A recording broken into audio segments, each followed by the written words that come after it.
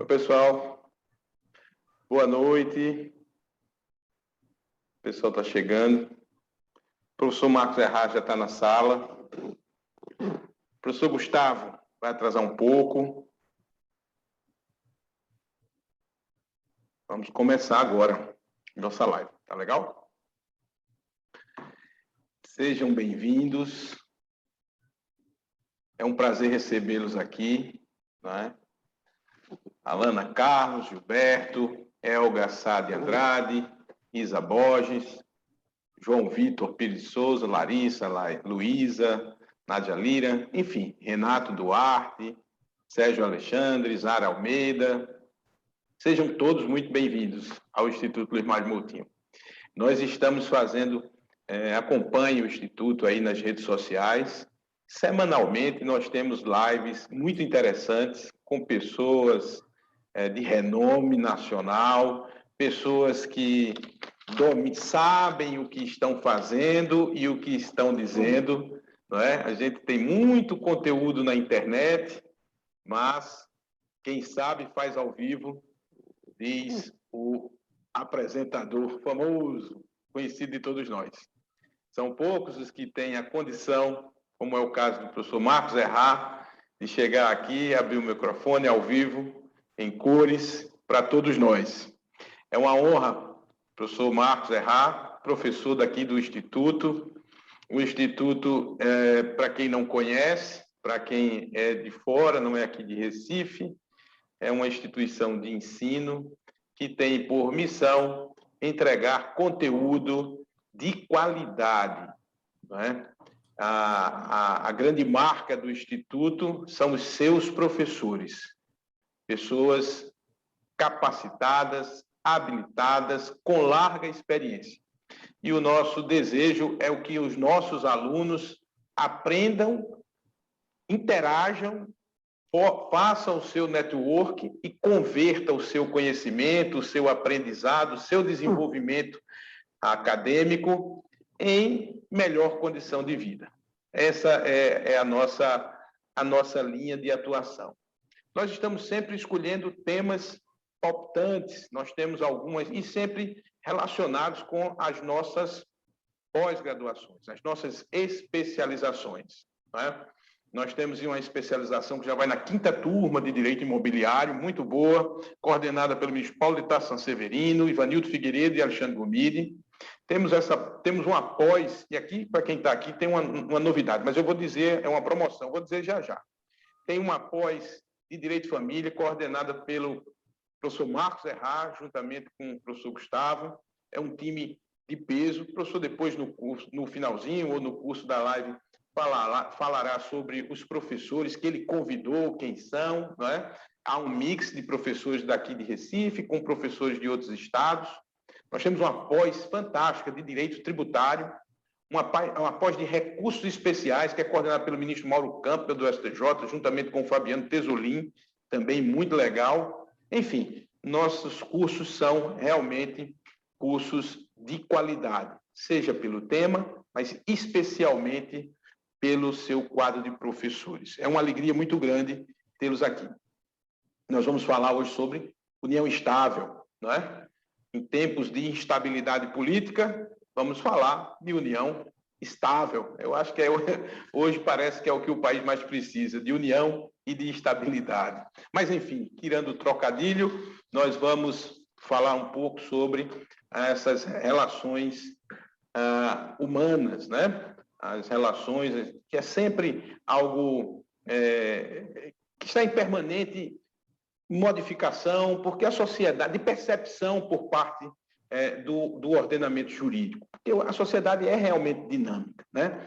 E o afeto é algo que é estranho no meu sentir, depois o professor Marcos Errard me corrige, mas o sentimento, ele é, digamos assim, é algo que não se deve judicializar, não se deve pautar, né? O Estado entrar nessa área. Mas, de todo jeito, é preciso regular e cuidar de outras questões que são fruto deste afeto, como a prole, o patrimônio, enfim. Quando ele se vai, é que as coisas aparecem, os litígios aparecem, as dores vêm à tona, e aí se cria todo esse ambiente de litígio, de conflito, de desentendimento, em que os profissionais do direito são convocados a tentar equalizar, organizar. Ou mesmo quando a morte vem, não é nem o final do afeto, mas quando a vida que termina e as pessoas às vezes não se preparam muito bem, não é? E precisam e aí surgem os desentendimentos daqueles que ficaram em razão da partida daquele que viveu por algum tempo em união estável. É um tema bastante palpitante, é um tema que mexe com o sentimento, é um tema que mexe com as relações humanas e, como tal, bastante rico para quem pretende atuar na área jurídica. O professor Marcos Errá é doutor em Direito pela Universidade Federal de Pernambuco, mestre pela Universidade Federal de Alagoas, é advogado, é professor de Direito Civil dos cursos de mestrado e de graduação da Universidade Federal de Alagoas, é professor de Direito Civil e do Consumidor do Centro Universitário, SESMAC, é pesquisador visitante do Instituto Max Planck de Direito Privado Comparado Internacional, de Hamburgo, na Alemanha, líder do grupo de pesquisa de Direito Privado e Contemporaneidade da UFAL, da Universidade Federal de Alagoas, editor da revista Fórum de Direito Civil, diretor regional Nordeste do Instituto Brasileiro de Direito Civil, membro do Instituto Brasileiro de Direito da Família, do IBDFAM. Não é? Enfim, autor de vários livros sobre temas diversos. Responsabilidade civil é algo forte no professor Marcos Errá, Lei Geral de Proteção de Dados também é outro tema que ele domina, e a parte de família, que é que ele vai aqui abordar essa área mais voltada ao ambiente familiar, não é? Professor Marcos Errá, as pessoas vieram... A dinâmica, eu pensei, professor, enquanto o professor Gustavo não chega, não sei se ele conseguirá, mas enquanto ele não chega, o senhor fala, eu faço algumas indagações, a gente abre um tempinho para o pessoal que desejar interagir, né? Ele pode fazer a pergunta aí pelo chat, o professor vai responder, não é? E assim fica uma noite rica. Nós vamos cuidar aproximadamente de 1 hora de bate-papo, mas enfim, ninguém veio aqui para me ouvir, e sim para ouvir o professor Marcos Errá, que tem a palavra. Obrigado, meu amigo Luiz Mário. Deixa eu desejar boa noite ao pessoal que está aqui na sala, tá? A Débora, que está aqui nos bastidores nos ajudando. É sempre bom estar em casa, eu já me sinto em casa no Instituto. E quero dar os parabéns a você pela essa migração. O Instituto nasceu com a vocação presencial, eu acho que ele se desenvolveu desse formato, e todo mundo se adaptou a esse formato virtual. Ao menos a gente mantém o contato, mantém os projetos, mantém viva a nossa necessidade de atualização, de estar estudando. Você estava falando de família, de união, Luiz. Esse tema hoje está na crista da onda. Por vários motivos. Nunca se divorciou tanto no Brasil como nos últimos meses. As taxas de divórcio vêm crescendo. Aumenta a quantidade de divórcio, aumenta a quantidade de litígio, aumenta a quantidade de trabalho para nós advogados. Vai também aumentar a quantidade de trabalho no judiciário. Por que isso aconteceu? Bom, a gente foi forçado a uma convivência num espaço pequeno, confinado, sem poder sair, tá? E eu não sei como é que está a tua rotina, Luiz, mas eu nunca almocei e jantei tanto em casa do que eu fiz no último ano. Se eu for comparar com os meus... Acho que esse ano eu já preenchi o que eu tinha feito de refeição com minha esposa e minha filha nos 5 anos para trás. Estava sempre viajando, estava comendo fora de casa. E aí, o que acontece? Alguns casais fortaleceram o relacionamento, outros, o relacionamento já não estava legal, e se não estava legal, não teve jeito, né? O negócio desandou.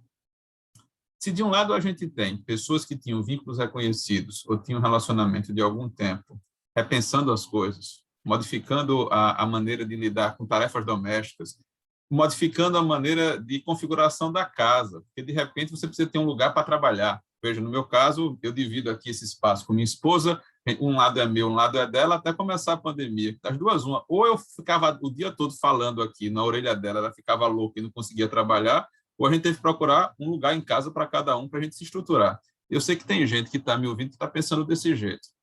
Mas, Luiz, para efeito do tema da nossa aula de hoje, para a nossa conversa de hoje, tem uma coisa interessante.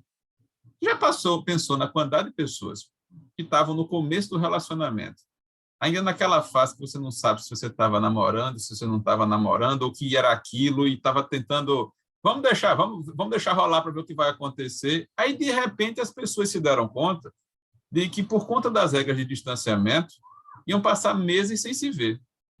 A gente, quando se trancou em casa, achou que ia ser por, sei lá, uma semana, 10 dias, e passou o primeiro mês, passou o segundo mês, a gente já completou o primeiro Natal, tá? A gente já teve 2 anos sem São João, a gente está falando aqui do Nordeste, então, para o pessoal que não é do Nordeste, é uma festa importante para a gente.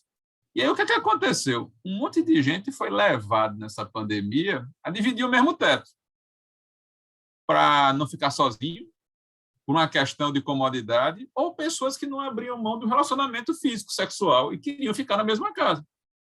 E aí, amigo, a escolha desse tema, no momento em que o Instituto está lançando uma pós-graduação, é para chamar atenção para um detalhe. A gente, no direito de família, regula relações humanas, regula a vida das pessoas. E a vida das pessoas não é um negócio estanque, é um negócio que está sempre em movimento. Só que a gente tem uma legislação, Luiz, que simplesmente está congelada. Os projetos de lei que tratam de temas novos de direito de família não passam no Congresso, não há consenso. Eu posso dizer a você também que eu acho que não há muito interesse em relação a esse assunto, mas a vida não espera. E o que a gente viu nos últimos anos foi um crescimento do protagonismo do judiciário. Os grandes temas que estão relacionados a direito de família, hoje não estão mais disciplinados no Código Civil. Não tem lei específica tratando do assunto. A gente tem visto uma construção doutrinária primeiro, depois acolhida ou não acolhida na jurisprudência, e vem pautando esses assuntos. Chegou ao nível da gente começar a ver o Conselho Nacional de Justiça disciplinando questões que, para mim, estão além do poder, pura e simplesmente, fiscalizatório e administrativo que aquele órgão deveria ter no início da formação. Mas você sabe que a gente não vai encontrar vácuo de poder, né? A gente tem um poder que está sendo inoperante e letárgico, que é o poder legislativo. Rapidamente, aquele espaço é preenchido de outra forma. E aí eu quero convidar o pessoal que está na sala, Luiz, para começar a pensar a união estável do jeito que foi apresentado a ela. Se você está aqui na sala me ouvindo e você saiu da faculdade antes de 88, você simplesmente não tratou do assunto. O máximo que seu professor pode ter mencionado para você foi a expressão concubinato. A partir de 88, a gente passa por várias fases da união estável. A gente tem uma fase que a gente está tentando entender o que é que ela significa. E aí a gente tem leis que, por exemplo, estabeleciam um prazo mínimo de 5 anos para reconhecimento de união estável, ou que exigiam que você tivesse prole para reconhecimento de união estável. E aí, Luiz, a gente tinha dificuldade nessa primeira fase, porque nós temos toda uma vocação para reconhecer apenas um tipo de família protegida pelo Estado, que era a família do casamento. A Constituição abre uma porta e passa a admitir que existem vários formatos de família, mas que merecem igual proteção. E aqui começa um ponto sensível na minha cabeça, porque as pessoas, às vezes, não entendem que se para ela determinados formatos de família não são ideais e ela jamais se vê vivendo naquele formato, não significa dizer que as outras pessoas precisam viver sobre os seus valores, da maneira como você pensa que é correto. E é difícil para a gente exercer e conjugar o verbo tolerar no dia a dia, de a gente admitir que existem formatos que são completamente diferentes do que a gente vive, mas que também merecem igual proteção. Eu acho que o final da década de 80, a década de 90, foi muito focado nisso. O que era o casamento, o que era a união estável. E aqui uma diferença básica. Quando você casa, as coisas são mais tranquilas, porque desde o primeiro dia do vínculo do casamento, o Estado reconhece aquela entidade familiar e estabelece regras de direitos e deveres para aquela entidade. Então, é como se tivesse tudo organizado, tudo pré-estabelecido, tudo definido. Primeiro, o problema da união estável começa, Luiz, quando você pergunta assim para a pessoa, e quando é que começou o relacionamento? E se você perguntar às pessoas em salas diferentes ou em momentos diferentes, cada um diz uma data diferente. Porque nem todo mundo tem um momento que trocou aliança e, a partir dali, passou a considerar que tem união estável, ou que passou a morar junto e daquele momento passou a estar em união estável. E aí, essa falta de certeza em relação à data de início acaba gerando um problema essencial, que é o problema que diz respeito a se existe ou não a sociedade patrimonial naquele relacionamento. Tá? E aí, o que é que acaba acontecendo? Eu recentemente agora trabalhei num caso que a mulher dizia o seguinte: comecei o relacionamento em 1983, e o cara dizia assim: não, em 83 a gente começou a sair, o relacionamento da gente começou em 85. Poxa, mas você está falando de 1985, Marcos. Eles estão juntos até agora? Estavam. Eles estão agora no processo de dissolução. E, Marcos, nesse tempo todinho faz diferença, um ano a mais, um ano a menos, faz toda a diferença. Foi quando ele comprou uma fazenda, foi quando ele montou uma empresa, tá? E essa empresa hoje que responde pela grande maioria do resultado financeiro que o casal tem. E aí, a gente tem que entender que nós temos algumas fases da união estável para se preocupar. Normalmente, os advogados acabam tratando esse assunto numa postura reativa. Tu está lá no escritório, aí chega alguém para falar com você e diz assim: meu relacionamento acabou. Ou então, Luiz, o que infelizmente a gente ouviu muito nos últimos meses foi o seguinte: perdi meu companheiro ou minha companheira para a Covid. E em 15, 20 dias, eu fiquei sem chão. E as pessoas partiram prematuramente. As pessoas não se prepararam para isso e ficaram várias pontas soltas para resolver. O que normalmente acontece é que nós somos procurados quando o relacionamento termina, ou por desentendimento ou por morte. São pouquíssimas as pessoas que procuram os advogados para planejar o início do relacionamento. E isso, hoje em dia, faz toda a diferença. Se tem um tema que está em evidência, amigo, é o tema do planejamento patrimonial. Talvez as pessoas tenham ouvido falar muito sobre planejamento sucessório, mas a gente começa a discutir planejamento patrimonial quando a gente vai casar e a gente pergunta o seguinte: quem vai pagar a feira? Quem vai pagar o condomínio? A gente vai ter conta conjunta? A gente vai ter conta separada? O que a gente vai fazer com aquela despesa daquele apartamento que você comprou e não terminou de pagar ainda? Olha, você está sem dinheiro para trocar o seu carro, está precisando trocar, deixa que eu vou trocar o seu carro. As pessoas, Luiz, têm medo de perguntar a outra quanto é que ganham. As pessoas têm pudor de sentar e, antes de um relacionamento, definir como é que vão ser as despesas de casa. Muitas vezes, eu sou procurado para dizer o seguinte: Marcos, dá para você puxar o assunto do casamento, porque eu queria casar no regime da separação, mas eu estou achando que se eu introduzir esse assunto, a pessoa pode pensar alguma coisa errada a meu respeito. A gente confunde o aspecto prático, jurídico, técnico do relacionamento da sociedade conjugal com o sentimento. E parece que falar de dinheiro é proibido. Fala, amigo. Se você fala de dinheiro... Vou só dar essa interrompida aqui uma vez por outra, se me claro. permitir, só para a gente... Se o amor, não é? A pessoa tem receio de perder ou de ser mal compreendido porque ela abordou racionalmente algo que é relevante para a vida de qualquer pessoa, que é o aspecto patrimonial, né? Deve pensar se realmente é de se levar à frente a questão afetiva, né? Porque aí você identifica também a motivação do outro, né? Na reação do outro. Né? Então... Luiz, mas veja, o que você acabou de dizer, eu concordo, é muito comum de ouvir de casais mais maduros, de que já estão no segundo relacionamento. Mas para os marinheiros de primeira viagem, parece que isso é um tabu. E agora está aparecendo para mim uma nova geração. Aquele menino de 73 que conheceu a menina de 68, eles estão morando juntos, tá? E aí o que é que acontece? A preocupação é que os filhos estão em polvorosa. O que é que aconteceu? Minha mãe pirou a cabeça, meu pai agora está louco, tá? Ele jurou que não ia ter outra mulher na vida dele e agora ele colocou uma pessoa dentro de casa. Então, a gente tem, pelo menos, 3 grupos bem distintos de relacionamentos baseados em uniões estáveis. Aquele primeiro relacionamento, aquela pessoa que tem uma experiência anterior, mas não chegou ainda na melhor idade, vamos dizer assim, é menor de 60 anos. E a gente tem as pessoas bem maduras que não querem ficar sozinhas, não precisam ficar sozinhas e querem ter tranquilidade nos seus relacionamentos. Isso faz, Luiz, que eu volto para um ponto essencial. O que é que eu preciso para configurar uma união estável? Bom, veja, eu preciso saber se você vai configurar a união estável enquanto você está de bem com a outra pessoa ou quando você se desentendeu com ela. Porque o que você precisa, basicamente, é comparecer a um cartório e fazer uma escritura pública ou fazer um documento particular reconhecendo que você decidiu ter um projeto de vida a 2 com alguém. Tá?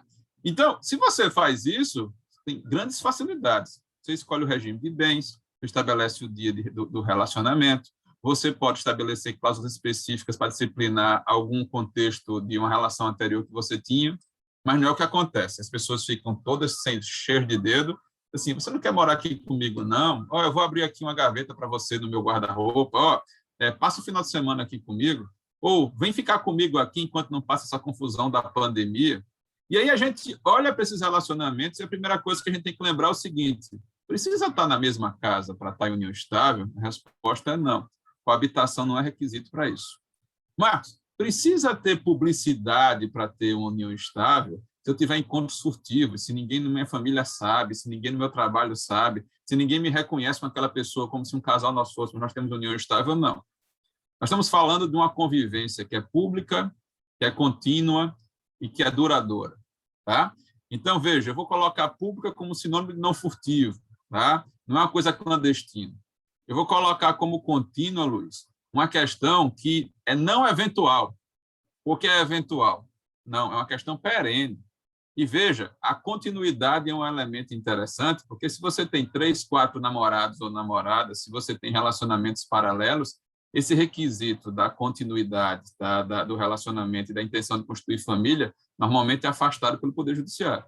Tá? Então, a grande questão aqui é o seguinte: você socialmente aparece com alguém completando você, fazendo um par? Vocês são reconhecidos pelas pessoas como se fosse um casal? Vocês mantêm um relacionamento duradouro? E isso vai ser definido no caso concreto.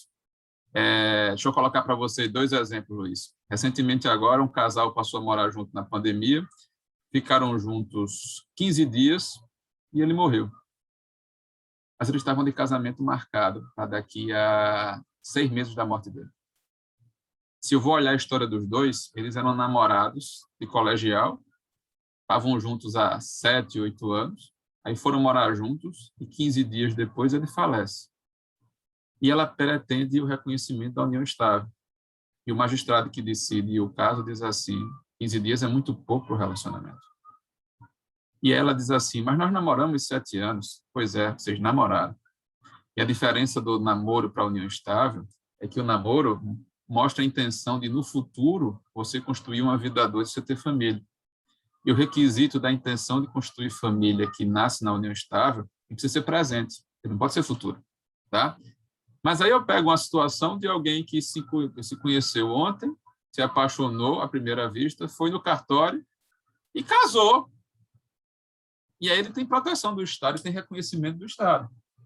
Então, o que a gente precisa entender é o seguinte: Marcos, o que é melhor? E com 14 dias, ele também se foi, né? Se foi. Ou, né, 14 dias também se foi. Marcos, só para esquentar um pouquinho. Claro. Hoje, esse aparelhinho aqui une as pessoas e se faz de um tudo através da internet. Né? Nós estamos aqui interagindo, você em Alagoas, pessoas aqui do outro lado. União estável virtual. Né? Pode, não pode?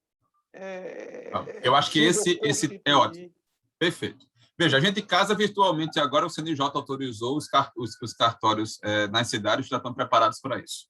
Mas a pergunta é o seguinte: eu posso ter uma união estável reconhecida 100% virtual, Luiz? Eu olho para os requisitos. Eu preciso de publicidade, eu preciso de intenção de construir família, eu preciso de um vínculo duradouro, contínuo. Ok, vamos lá.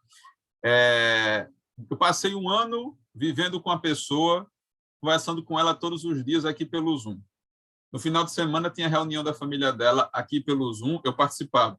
Tinha reunião da família dela, ela participava da minha reunião, eu participava da reunião dela. Eu mudei meu status no Facebook, Luiz. Eu coloquei lá no Facebook que eu estou tendo um relacionamento sério com fulano. E aí o que acontece? Todos os meus amigos foram notificados disso. Eu posto foto com elas, tá?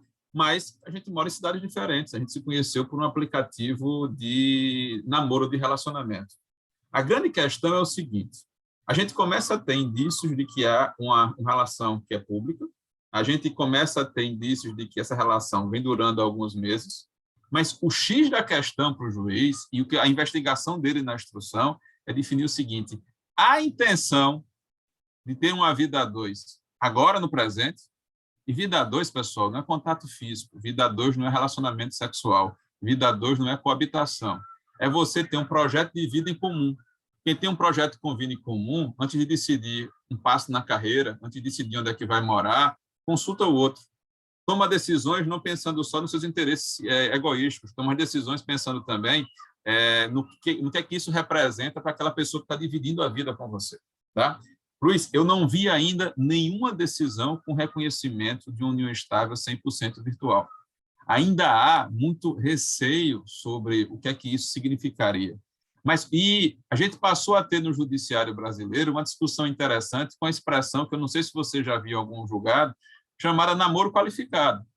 Olha, saudade daquele tempo que a pessoa namorava, noivava, casava e depois morria.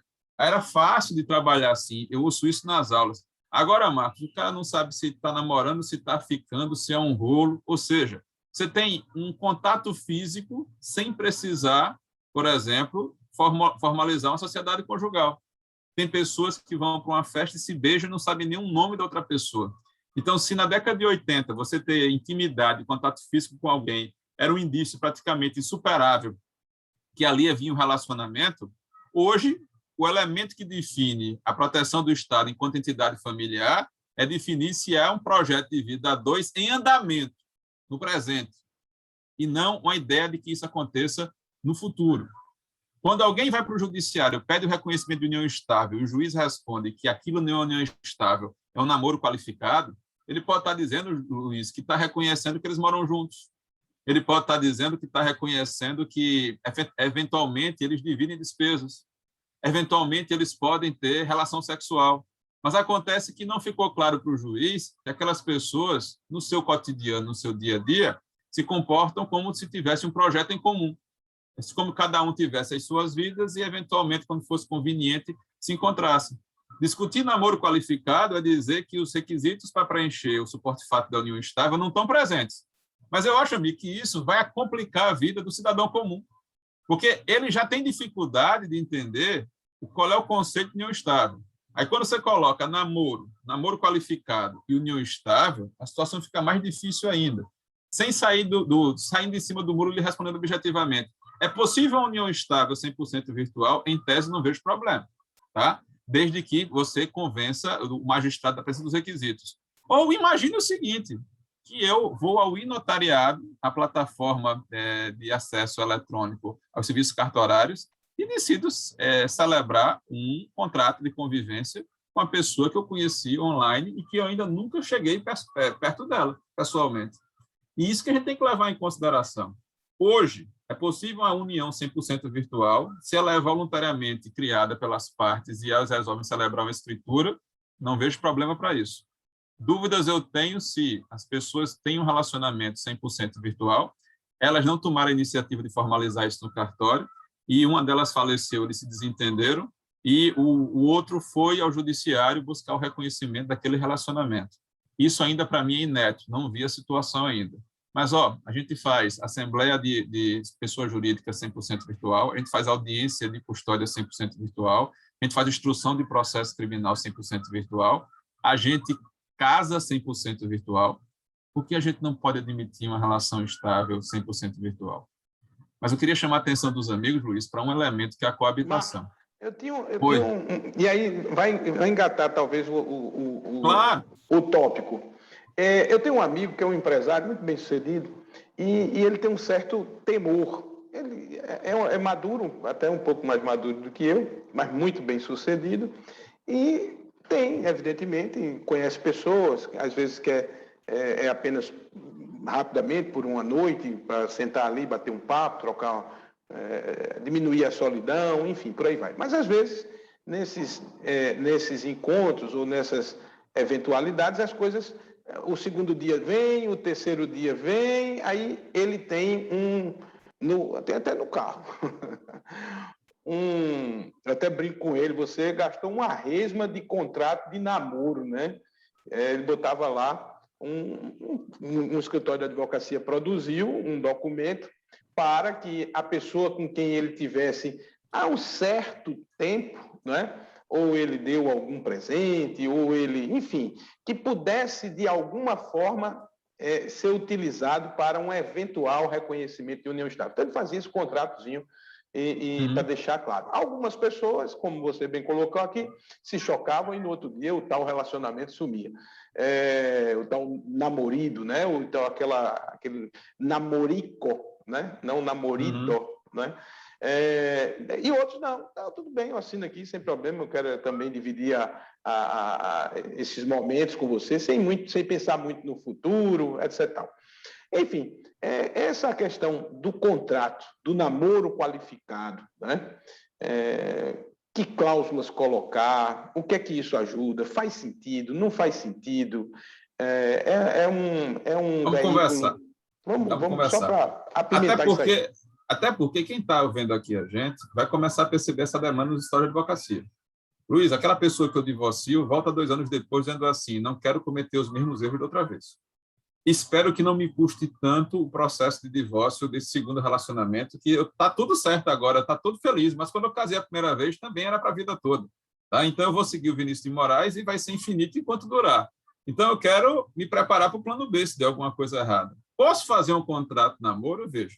Dentro da ideia de autonomia das partes, as pessoas sentam e declaram algo num documento e levam a um registro, não há impedimento nenhum. A pergunta, Luiz, é se esse documento vai ter os efeitos, vai ter a eficácia que a pessoa está imaginando quando fez aquela documento. Qual é a posição da doutrina brasileira sobre a natureza jurídica da união estável? Para a maioria esmagadora dos autores, e o judiciário segue essa noção, a união estável é entendida como um ato-fato jurídico. E no ato-fato jurídico, a vontade não é tão importante quanto o resultado, quanto o que você está enxergando, quanto o comportamento. Dito de outro jeito, a pessoa jura e bate pé junto que não está em união estável. Diz a todo mundo que aquilo é apenas um namoro. Mas acontece que quando a conduta dela vai ao judiciário, o juiz ouve as testemunhas, vê a documentação, o que o juiz enxerga ali é um projeto de vida a dois, é um casal. E mesmo a pessoa depondo na frente do juiz, que não tem interesse, que não quer, e que para ele não está vendo união estável, o vínculo de união estável é reconhecido. A gente tem, recentemente, um movimento de contratualização do direito de família. Casou sem querer, foi? Mais ou menos. Tá? E a pessoa diz assim, poxa, é casamento forçado? Objetiva, Marcos, aí? A ideia aqui, Luiz, é de proteção. Em geral, a pessoa que vai para o judiciário numa situação dessa diz o seguinte, olha, convivi 10, 15, 20 anos com aquela pessoa, o acervo patrimonial eu ajudei a colaborar, mas está todo em nome da outra pessoa, o relacionamento terminou, eu não tenho alimentos, eu não tenho direitos sucessórios, eu não tenho lugar para morar, eu não tenho como me sustentar, porque eu dediquei os últimos anos àquela pessoa, e eu quero proteção judiciária.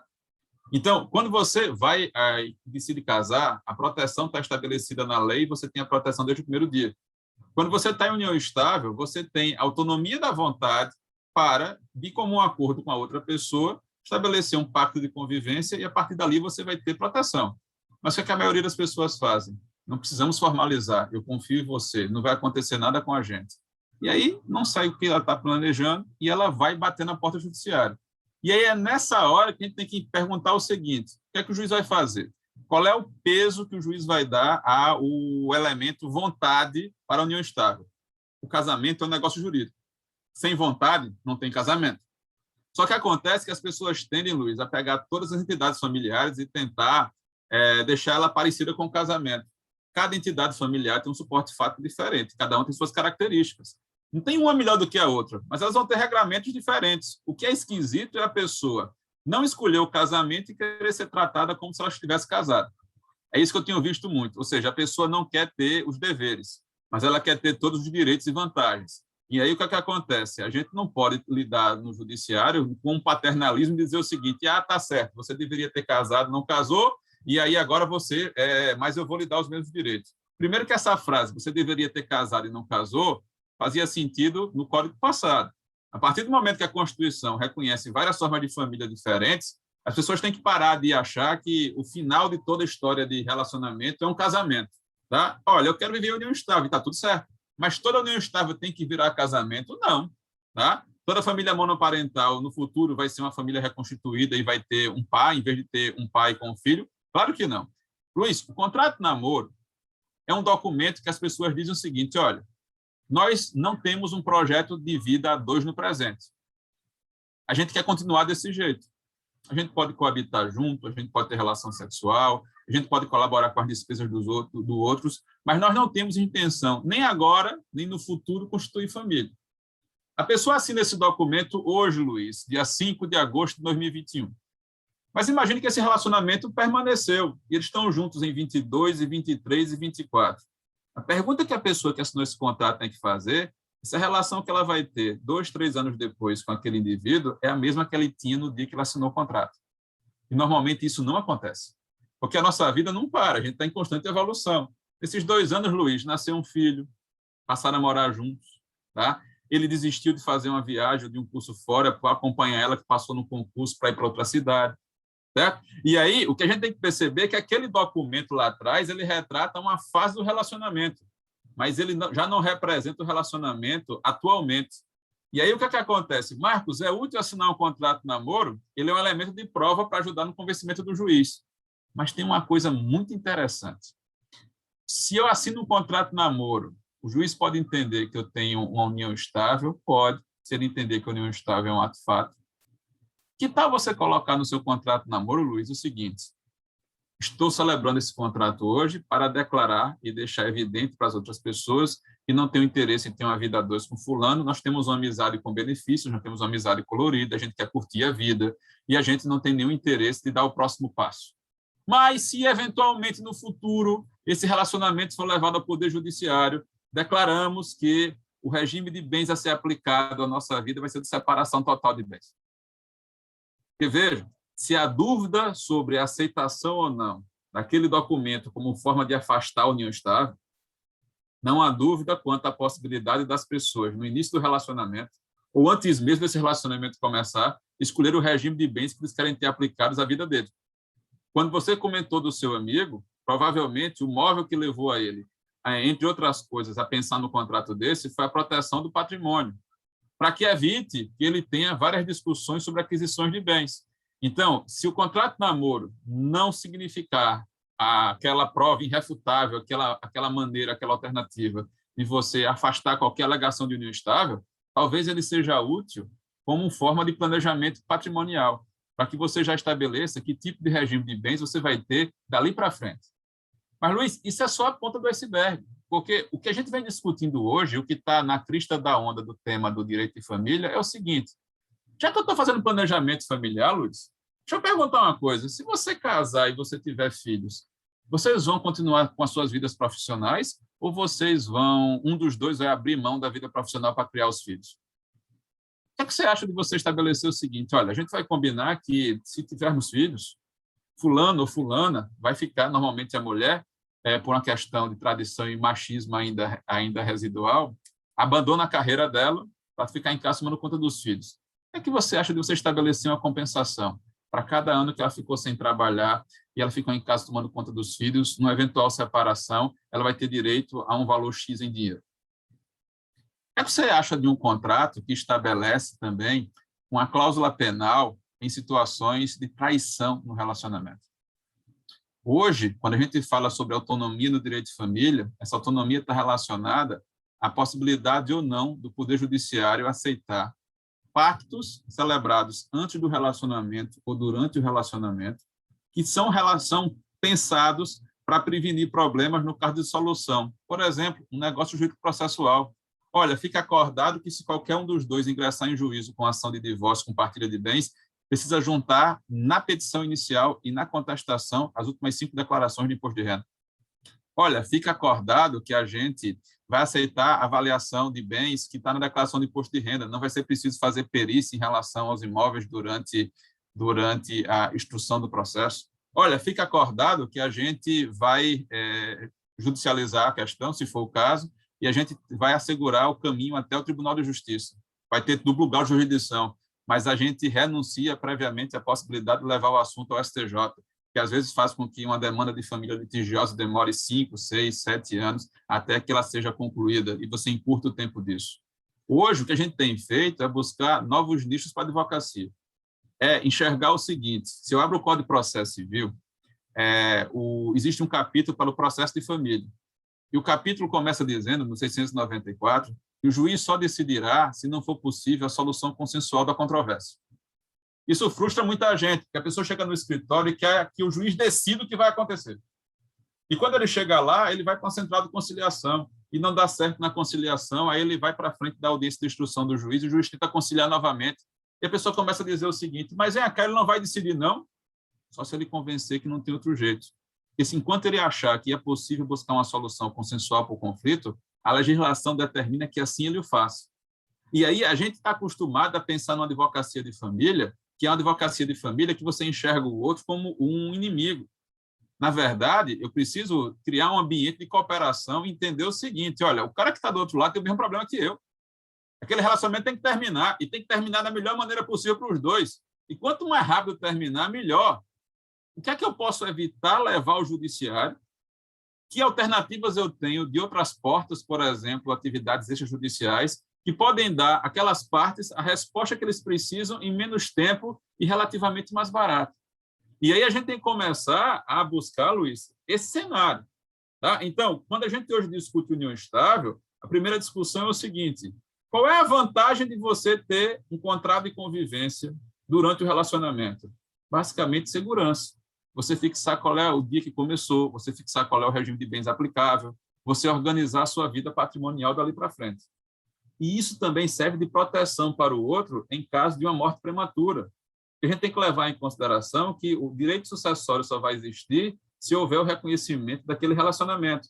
E é o que acontece muito, Luiz. A pessoa falece, não tem união estável reconhecida, mas acontece que eu não posso tratar disso no juízo do inventário. Muitas vezes o juiz do inventário remete para vias ordinárias, para a vara de família, para que primeiro você reconheça a união estável, para depois você terminar o processo do inventário. E se a pessoa tem relacionamento com diferença de idade, se a pessoa tem relacionamento que tem bagagem, tem filho de um relacionamento anterior, você pode se dar muito bem com seu companheiro e seu companheiro não tem nenhum tipo de relacionamento com os enteados. E isso pode gerar um problema enorme quando você não estiver mais aqui.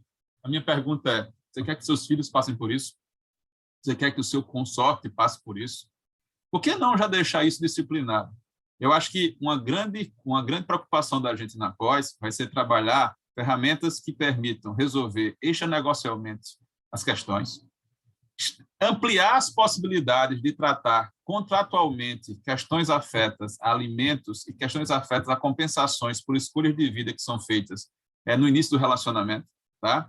E um terceiro aspecto, entender qual é o momento da jurisprudência. Porque, Luiz, toda a discussão no Supremo Tribunal Federal sobre famílias simultâneas e a possibilidade ou não de você reconhecer vínculos ao mesmo tempo para pessoas diferentes começa com união estável.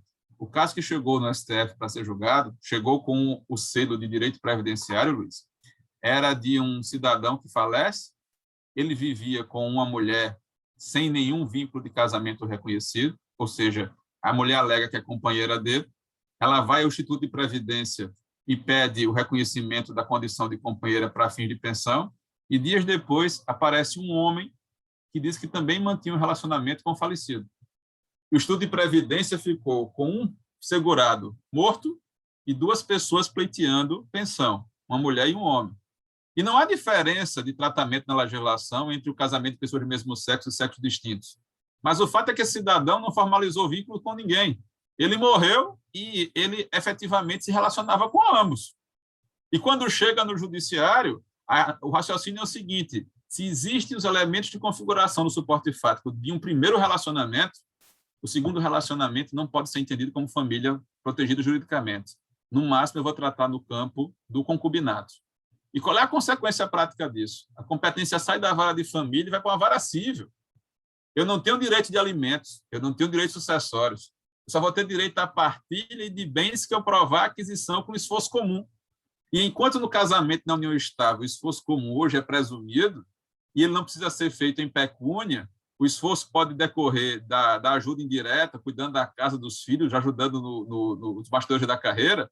Na hora que você vai para o concubinato, se você não tiver prova de que você efetivamente contribuiu para a aquisição daquele patrimônio, você sai sem nada. E aí a questão, Luiz, é o seguinte: será que eu posso tratar da mesma forma pessoas que desconheciam o fato de estarem sendo traídas de pessoas que tinham plena consciência, que conviviam com alguém que tinha outro relacionamento. O que a gente tem, há mais de 100 anos no Brasil, a figura do casamento putativo. Tá? Será que a gente não pode enxergar também uma figura de união estável putativa? Olha, conheci alguém, a pessoa tinha uma profissão que viajava muito, e quando ele estava na minha cidade, ele ia para a igreja comigo, ele aparecia socialmente nas festas comigo, a gente tem filhos juntos, ele morava aqui na minha casa, e aí eu descubro, depois de 2 anos, quando ele morre, que durante as viagens ele parava em outra cidade e tinha outra família.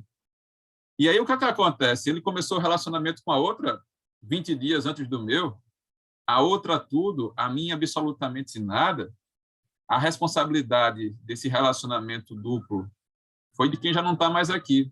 Ele está morto. Mas é que quem vai sofrer as consequências disso? A pessoa que está aqui, que sobreviveu. E o curioso é que, em vida, provavelmente os rendimentos do finado eram distribuídos para ambos os núcleos familiares. Mas depois da morte, hoje o entendimento jurisprudencial é uma escolha, literalmente, de Sofia, ou um ou outro. Não é mais possível pensar em fazer a divisão, se você for interpretar a ferro e fogo, as últimas 2 decisões por repercussão geral do Supremo Tribunal Federal. O que é que resta? Vai parar de ter relacionamento simultâneo? Não. Vai parar de ter relação concubinária? Muito menos. Mas talvez as pessoas precisem entender qual é o estágio hoje do entendimento jurisprudencial para poder planejar suas vidas e decidir o que é que elas vão querer para isso em relação a esse assunto. Tá? Luiz, eu estou vendo gente fazendo pergunta aqui. Você quer fazer? Aproveitar? Tem o Paulo Nascimento, que eu acho que é até nosso aluno aqui da pós de imobiliário, né? O Paulo, eu vou permitir ele falar aqui, tá? Claro. Que aí fica mais legal, né? Eu acho até que ele escreveu no chat, mas eu vou abrir aqui para o Paulo falar e fazer a pergunta direto para você. E quem quiser fazer a pergunta, levanta a mãozinha, eu libero aqui. Oi, Paulo.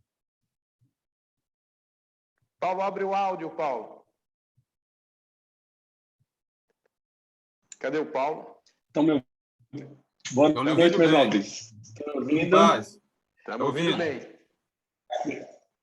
Primeiro, satisfação de estar mais uma vez no Instituto, que, sinceramente, eu tenho acrescido muito na minha vida profissional, e se tiver alguma pessoa nova que não conhece o Instituto, eu sou a prova viva de que o Instituto transforma vidas. Então, parabenizar o grande mestre Luiz Mário, juntamente com o professor Marcos, que é um visionário, que tem levado o Instituto a abrir portas, e para os advogados que estão pensando em ganhar dinheiro, e ganhar dinheiro também, viu? Porque depois do Instituto, minha vida profissional mudou significativamente. Mas, meu nobre, pela temática de suma importância, eu tenho um caso concreto que eu estou enfrentando há algum tempo, que é o seguinte, professor. A minha constituinte, ela tinha uma união estável com uma pessoa durante 30 anos. Então, durante 30 anos, ela morava com essa pessoa, ela tinha um filho de outro casamento, mas ela morou 30 anos com essa pessoa, ela teve um filho, era dependente financeira dele, ou seja, não tinha nenhuma renda, e era ele o provedor da casa. No mesmo... morava lá, ele morava nessa casa, sendo que, durante o mesmo período, 30 anos, ele tem um caso com outra pessoa. E o que é interessante é porque ela tinha ciência desse relacionamento paralelo. Prova disso é que ele eventualmente dormia na casa da outra também. Sendo que, veja o que é interessante, ele saía de manhã, juntamente com ele, era como fosse ambulante, né? Saía de porta em porta com entre aspas, amante, é meio complicado até fazer a classificação, e à noite voltava para a casa da mulher. Sendo que, com o falecimento dele, aí ficou essa situação de as duas não tinham reconhecimento da união estável. E aí, para fazer esse desdobramento, qual seria a solução? Eu fiz o seguinte, eu fui contratado por quem? Pela primeira, que ele tinha casa e tinha filho. Levei para o judiciário, ele tinha outros filhos de outro relacionamento anterior, conversei com todos concordavam, e era uma prova viva de que ele tinha a intenção de manter esse relacionamento, mesmo estando com a outra. Obviamente, eu não citei em nenhum momento a outra, e a juíza reconheceu a união estável. O problema Ele deixou alguns bens, e aí como eu sabia da existência dos dois relacionamentos, e o outro advogado entrou em contato comigo, eu disse, vamos tentar um equilíbrio aqui, porque há um risco do juiz reconhecer alguma situação ali, ou apenas na parte do direito tentar resolver. Por quê? Na parte da sucessão. Porque ele tinha um imóvel que ele comprou juntamente com essa outra, e um carro também. Aí gerou esse imbróglio. Nesse imbróglio, eu conversei com o advogado e com a minha cliente, eu disse, a senhora sabia desse relacionamento. Independente se o juiz vai dar ou não a favor, a gente tem um risco, que é para se conversar. Não sei qual é a interpretação, e pode demorar muito. A senhora sabia que por 30 anos ele tinha essa outra. Não seria interessante a gente tentar ver um meio termo aqui para poder resolver? Já que a senhora tem conhecimento, pegar 50% que é seu, para discutir com a parte dela e tira os filhos dessa jogada. Só que no primeiro momento ela começou a exigir mais coisa do que a outra, aí ficou aquela briga, quem é mais mulher do que a outra.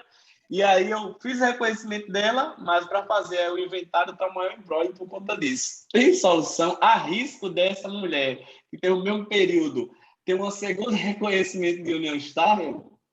Vamos lá. Seria esse imbróglio. Você representa bem Marcos, o estágio atual da Marcos, união estável. Fala Luiz.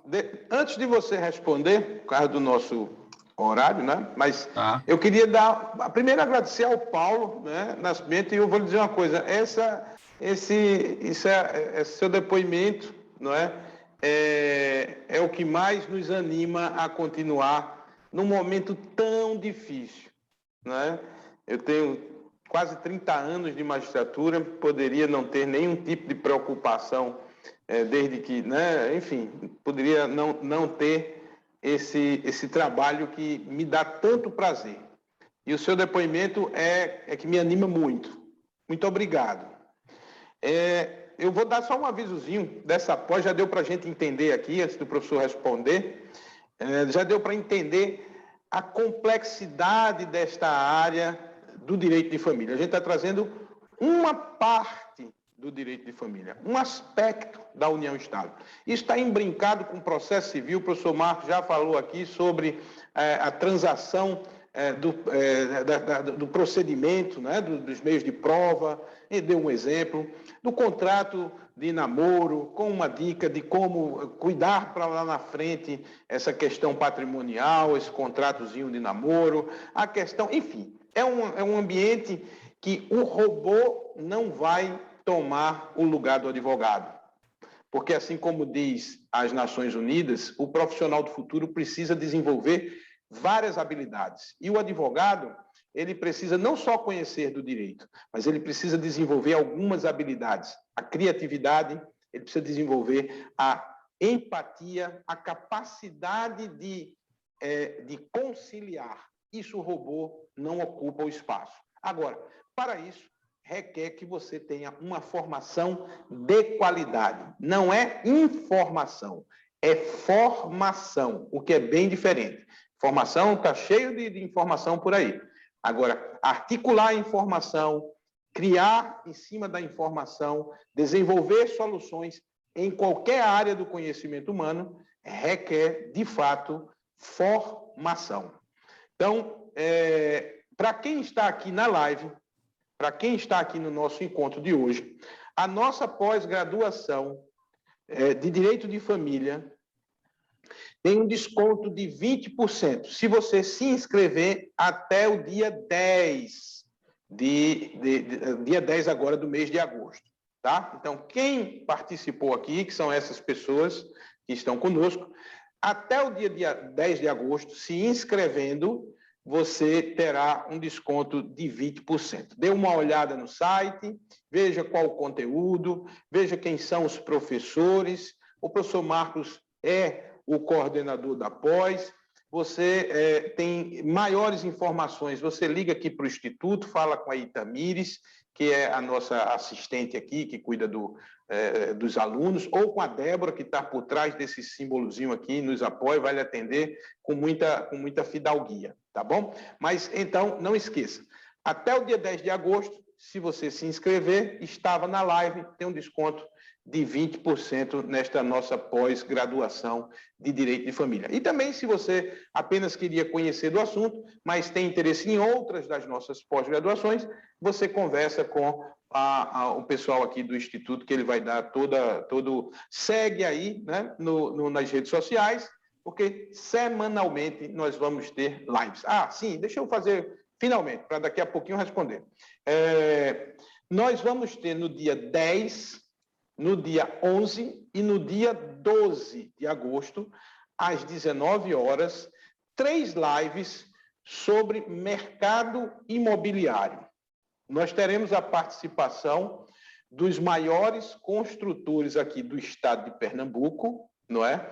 Que são os próprios empresários, são os donos das construtoras, tá? Eles vão falar um pouco sobre o universo dele. E aí você vai, como um profissional do direito, conseguir perceber quão rico é este ambiente de negócio para que você possa se especializar e abrir uma frente na sua profissão, né? Como disse aqui o Paulo. Então, nós temos três grandes construtoras, aliás, são 4 grandes construtoras, e o presidente da ADEME, tá? Então, eles já foram convidados, aceitaram, eu depois revelo os nomes no correio, você se inscreve, faz uma pré-inscrição, não paga nada, você faz uma pré-inscrição lá, vai no site, tem as informações, você faz a pré-inscrição, quem fizer a pré-inscrição, participar das lives, também terá um desconto legal se você tem interesse pelo direito imobiliário, tá bom? Se não tiver interesse pelo direito imobiliário, avise a seus amigos, comente nos seus grupos, dê essa dica, faça com que o conhecimento de qualidade se prolifere, né? Vamos combater a mediocridade, tá certo? Então, professor, agora é a sua palavra. Vamos lá. Antes de responder o Paulo, pegando o gancho que você estava falando, Luiz, a gente às vezes acha que imobiliário e família não tem muita relação, mas você não sabe como é sensível a hora que você vai comprar um imóvel e o oficial do registro vira para você e diz assim, qual é seu estado civil? E a pessoa para, porque já está convivendo com outra há 4, 5 anos, e aí, às vezes, a crise se instala nessa hora. Mas, espera aí, você vai comprar um imóvel sozinho no seu nome, você não vai comprar um imóvel comigo, quer dizer que a gente não tem uma relação estável, nós não estamos juntos, e aí começa a confusão. E outra coisa, Luiz, às vezes é bom ouvir os players do mercado imobiliário para você entender o grau de aquecimento do mercado e as áreas valorizadas. Isso faz toda a diferença na hora de você quantificar o valor do acervo patrimonial.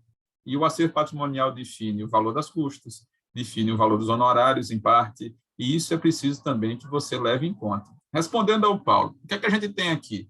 A gente tem um brasileiro padrão, que vive a vida dele e não está preocupado com o Estado, com formalização. E é mais ou menos assim, olha, os que ficarem aqui que resolvam. Eu já não vou estar mais aqui, não vou perder nem tempo, nem vou gastar dinheiro com isso.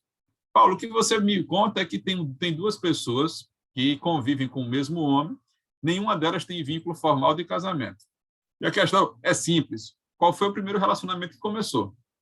Agora, Paulo, isso é uma situação legal de chamar a atenção para o pessoal, porque se com a primeira mulher ele estava junto há 10 anos e com a segunda ele estava junto há 6 meses, mas ele se apaixonou com a segunda, ela levou ele para o cartório e eles se casaram, aquela que você chamou de amante, Paulo, passa a ser a primeira, apesar do relacionamento ser mais antigo. Por quê? Bom, porque se ele casou com a segunda, a gente vai pressupor que aquele primeiro relacionamento mais antigo terminou na hora do relacionamento com a primeira.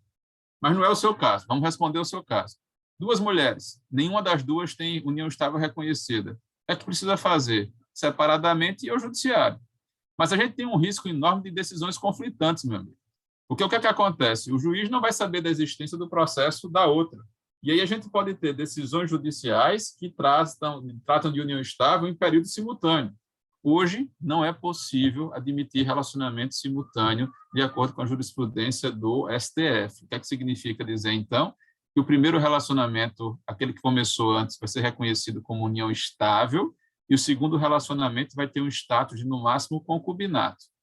Significa dizer que a segunda mulher com quem ele se relacionava não tem direito sucessório, mas ela tem direito a partilhar os bens que ela adquiriu com ele em vida, como se fosse uma sociedade, como se fosse uma pessoa jurídica, como se fosse uma empresa.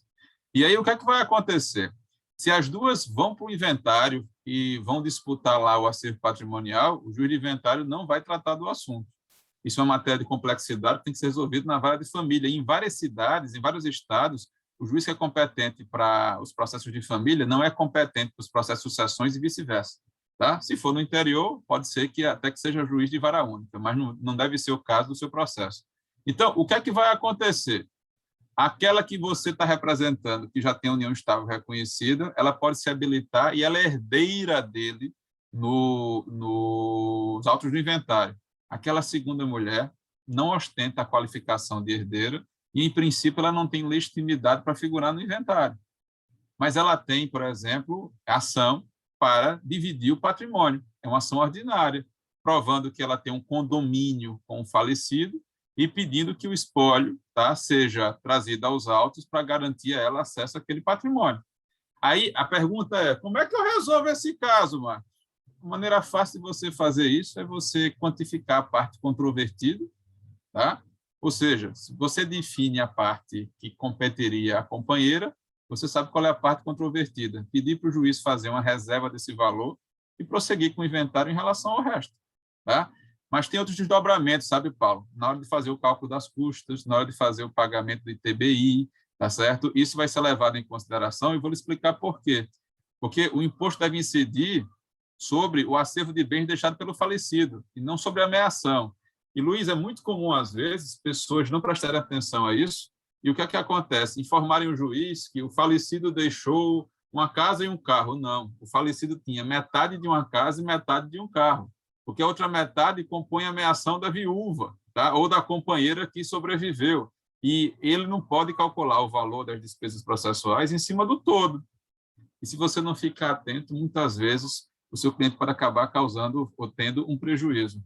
Então, Paulo, te respondendo de outro jeito, elas estão nessa situação por um motivo, porque ou foi conveniente para elas ou elas não tinham instrução suficiente para entender os riscos que estavam correndo.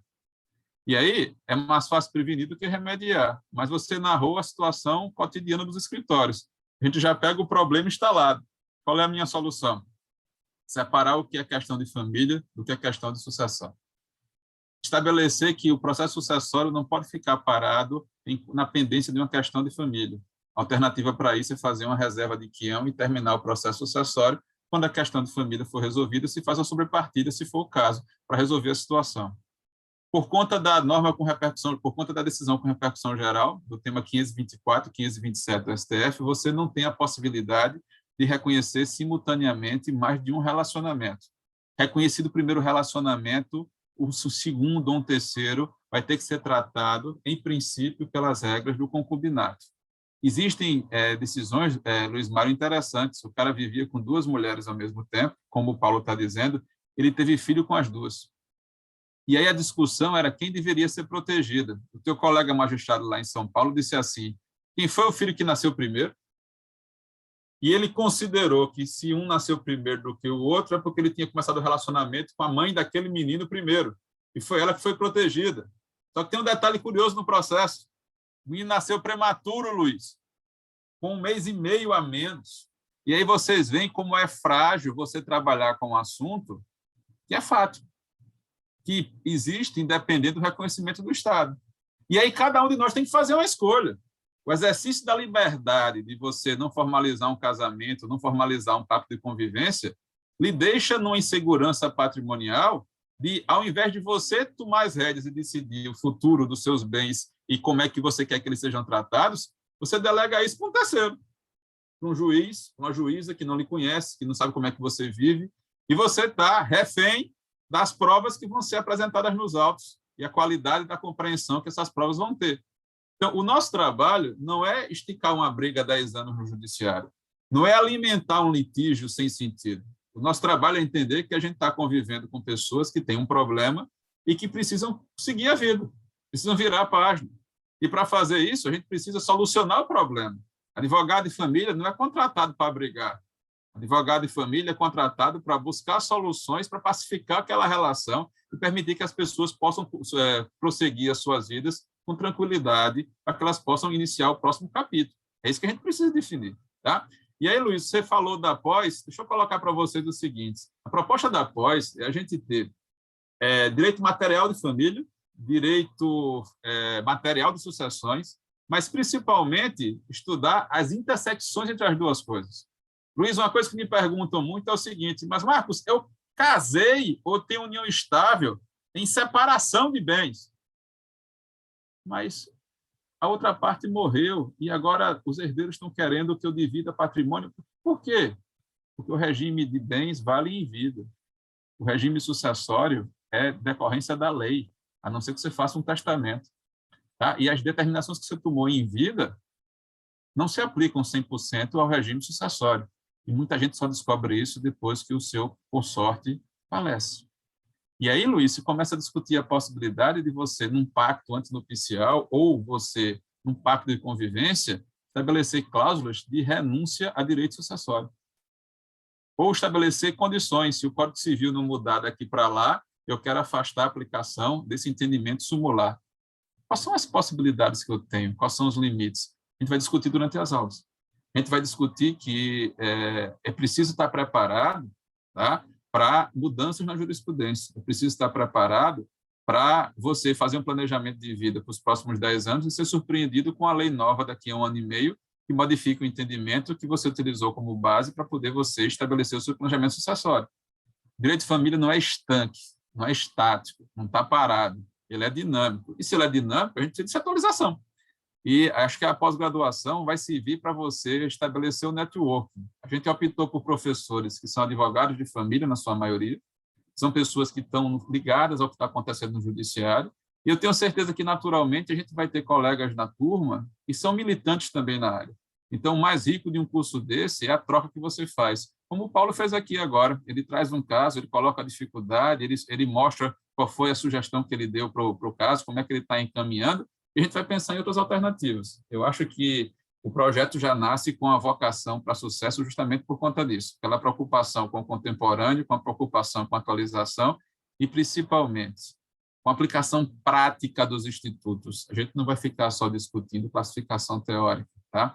O objetivo é que a gente possa entender como é que isso ocorre em cada um dos processos que chegar na sua frente. É isso, meu amigo. Obrigado pelo convite. Eu que agradeço. Paulo, muito obrigado pelo seu depoimento. Me surpreendeu, saio feliz mais uma vez dessa live. Quem tiver aí, tem a Itamires, ou a Débora, agora não sei bem, acho que foi a Débora, colocou aí um link, né? Aí no bate-papo, aí no chat, tem um linkzinho que você pode clicar e já vai direto lá para alguma área com o desconto que eu falei aqui, tá certo? Vejo aqui a Andréa Fernandes do BOC Dantas. Que bom estar por aqui. Um grande abraço, doutora Andréa. Prazer grande. Espero que tenha gostado do evento. E fica aqui o meu convite. Oi, Paulo. Professor Luiz. Oi. Só complementando a minha colocação e minha gratidão real pela pós-graduação, é que quando eu comecei a fazer a minha pós-graduação na terceira turma, no início, aquele receio, né, mas considerando que eu sou de João Pessoa e saio para Recife, num período que era presencial, né? Quer dizer, é presencial, estamos vivendo a normalidade. Mas o que acontece? No primeiro momento, eu estava muito preocupado porque era uma renda, um custo a mais. E confesso que, em poucos meses, eu consegui tirar, com base nas boas informações, indicações e soluções, eu consegui tirar dos meus processos, em poucos meses, todo o custo da pós-graduação. Então, assim, eu estou falando porque eu vivi isso, e pela coisa que eu não vejo, e assim, tenho acompanhado, tenho sido criterioso, que é um investimento significativo, mas que, assim, em outros casos, em outras pós, eu vejo somente superficialidade, e às vezes as pessoas não sabem que é uma pós, fica fazendo a extensão da graduação. E aí, no Instituto, a gente, como o professor Marco falou, a gente leva o caso, é discutido exaustivamente, e quando termina, chama o professor na hora do lanche, ainda a gente senta, discute, e se não tiver uma solução, daqui a pouco recebe o WhatsApp com milhares de precedentes, então parece que o assunto não termina na aula. É muito bom. Então, assim, eu fico até emocionado de dizer isso, porque além dos bons contatos, boas indicações, porque no meio de tantas informações que a gente tem, de redes sociais, de mídia, disso, daquilo, outro, a boa informação faz a diferença na hora de a gente conversar com o cliente com segurança e ter, poder dizer a ele, é isso e eu sei o que está fazendo. Diferente, porque o cliente já vem com milhares de informações e a gente vai com a informação certa e segura, sabendo que a gente está indo no caminho certo. Obrigado, Paulo. Obrigado mesmo. Esse é o sentido aqui do nosso instituto. Nós estamos no 12º andar do edifício Isaac Newton, aqui na Agamenon Magalhães. Eu vou responder aqui uma pergunta que me foi feita aqui pela Vilma. Só um minuto, Vilma, já eu te respondo. Mas, enfim, são 400 metros quadrados, bem confortável, muito bacana. Esse fundo que você está vendo aqui é aí do Instituto. Tem um lanche legal, bem organizado, tudo aqui, modéstia à parte, fizemos mesmo com muito gosto, muito carinho, não é? Para que as salas climatizadas, mesa dupla, cadeira giratória igual a que eu sento aqui, é a mesma que está na sua sala, não é? Então, vale a pena dar uma passadinha. Quem for aqui de Recife, ou quem estiver passando pelo Recife, vem aqui, toma um café com a gente, será muito bem recebido. Vilma, você está dizendo que está fazendo o curso de Direito, mas tem outra graduação pode fazer essa pós. Pode sim, é pós-graduação. Né? É uma especialização. E mesmo quem está fazendo o curso de Direito, tem a regulação, agora me falha um pouco, talvez Marcos Errar possa me dar a resposta, mas quem está no 10º período, no 9º período, já pode se inscrever na pós, mesmo ainda não estando graduado, não é? Não tem problema nenhum, tá bom? E aí, Vilma, fica o meu convite para você, venha conhecer, daqui de Recife, venha conhecer aqui o Instituto, terei o maior prazer em recebê-lo, tá bom? E assim como todos que estão aqui acompanhando. Professor Marcos, muito obrigado. Paulo, muito obrigado. A todos que acompanharam aqui a live, muito obrigado. Não esquece, dia 10, 11, 12 de agosto vai ser show, bacana. E o painel, viu, Marcos? É um construtor com o seu advogado, não é só o construtor. Então, o painel vai ser assim, a construtora X com o advogado responsável, tá? Legal. Eu posso até dizer aqui alguns nomes, pode ser que precise mudar por uma eventualidade do palestrante, mas será um painel com Eduardo Vanderlei e Mariana Vanderlei, que são, respectivamente, que é o sócio fundador da construtora Pernambuco. Né? E terá a presença do advogado que dá suporte a ele, que é o doutor Felipe Magalhães. Nós teremos Felipe Cunha, que é o advogado que atende a ADEME, com a participação do presidente da ADEME. E no dia 12 teremos Antônio Carrilho e José Antônio Simon, respectivamente, donos da construtora Carrilho e da construtora Simon. O advogado é o Luiz Felipe Rebelo, que dá suporte aos dois. Então, são 3 dias muito legais. Para ter acesso, você precisa se inscrever, mesmo que você não queira fazer após, mas você se inscreve lá nesse link. Na bio do Instituto tem. Fala com a Itamires aqui no nosso contato. Peço a Débora que bota aqui o telefone, pode ser que alguma pessoa não tenha. De todo jeito, você vai estar nas redes sociais, ali no Instagram, você vai ter acesso. Segue o Instituto, recomenda aos seus amigos, marca. Vamos fazer, como eu digo, vamos combater a mediocridade que está tomando conta, né, hein, Marcos?